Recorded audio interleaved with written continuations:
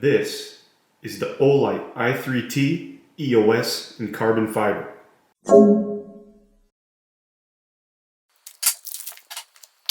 Congrats on your new Olight. Before first use, unscrew the tail cap and remove the insulated film. If the battery needs to be replaced, make sure that the positive end of the new battery faces the flashlight head when you put it in. User manual and the flashlight.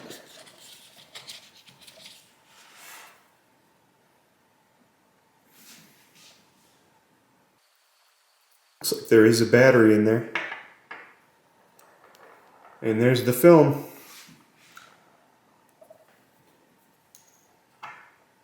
What kind of battery did it come with?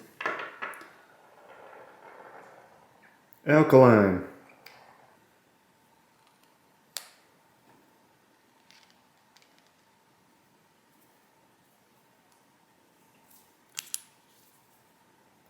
So you can actually half press this, and then it goes into like a moonlight mode, and then it goes into a high mode.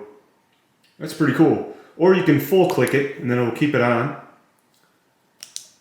Full click again, goes into high. Doesn't really have the deepest carry clip, but it is multifunction. This will stay in your pocket, or this part you can actually put onto the bill of your hat, which is kind of neat. So we're currently in my basement right now with the lights off, and excuse the noise if you hear that in the background. That's my boiler that's heating the home. But I was telling you about the half click before, like I'm going to show you right now. I'm holding it down half click, and right now it's on the low mode. And what's really neat is that if you just need to see something real quick, that's what the half click is for, because now I could just let go.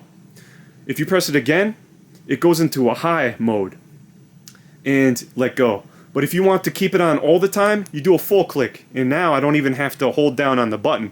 We're on low, let it go, do it again, full click, now we're on high. And this has a decent amount of light for just a AAA battery, I will say.